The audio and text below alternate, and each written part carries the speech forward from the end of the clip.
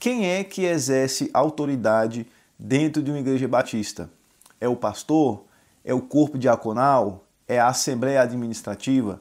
Então veremos, conforme os documentos batistas, quem é que exerce ou quem são as pessoas ou as instâncias que exercem autoridade dentro de uma igreja batista. Alô pessoal, estamos de volta com mais um vídeo aqui do nosso canal Teologia Liberada. E hoje nós daremos continuidade com o segundo vídeo da série Documentos Batistas.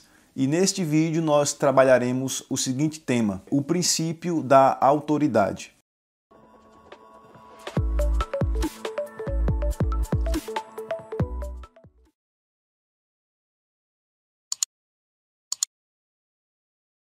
A Convenção Batista Brasileira, ela apresenta 5 princípios fundamentais para que uma igreja seja considerada uma igreja batista de fato.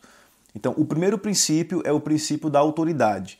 Então, quem é que exerce autoridade no seio de uma igreja batista? Bem, conforme o texto nos diz, no primeiro ponto, Cristo como Senhor. A fonte suprema da autoridade cristã é o Senhor Jesus Cristo. Sua soberania emana da eterna divindade e poder, como unigênito Filho de Deus Supremo. De sua redenção vicária e ressurreição vitoriosa. Sua autoridade é a expressão de amor justo, sabedoria infinita e santidade divina, e se aplica à totalidade da vida. Dela procede a integridade do próprio cristão, o poder de dedicação cristã e a motivação da lealdade cristã. Ela exige a obediência aos mandamentos de Cristo, dedicação ao seu serviço, fidelidade ao reino e a máxima devoção à sua pessoa, como Senhor vivo.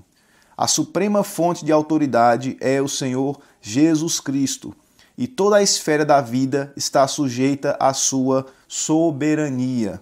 Então perceba que a fonte suprema de autoridade dentro da Igreja Batista é o Senhor Jesus Cristo. Então nós não podemos afirmar que um pastor, o corpo diaconal, uma liderança ou uma assembleia, essas instâncias tenham a última palavra em matéria de fé, em matéria de autoridade na vida dos cristãos. Então, quem exerce o senhorio supremo dentro da Igreja Batista é o Senhor Jesus Cristo.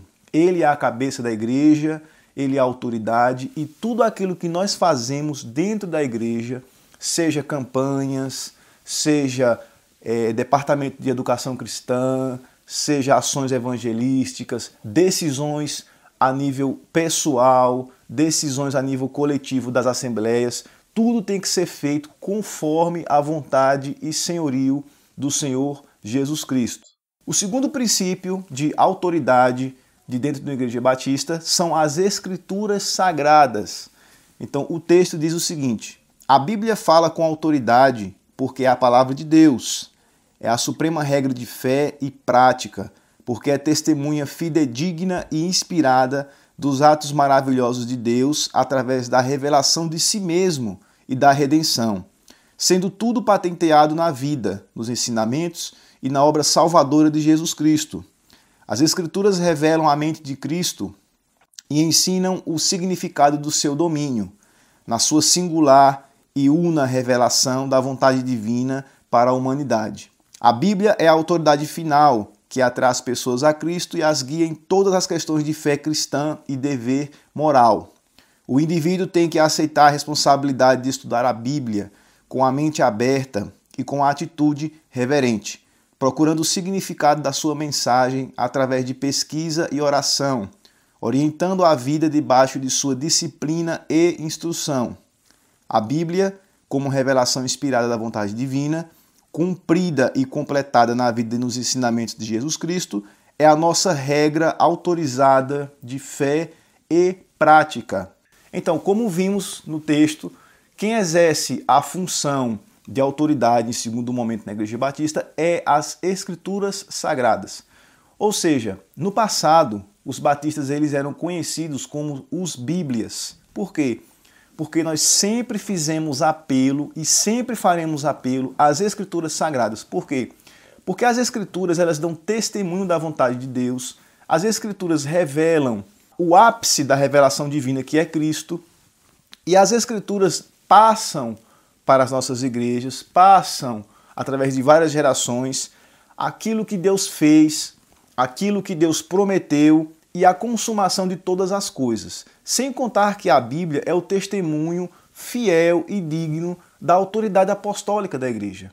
Então, dito de outro modo, as Escrituras Sagradas elas são o coração da fé cristã.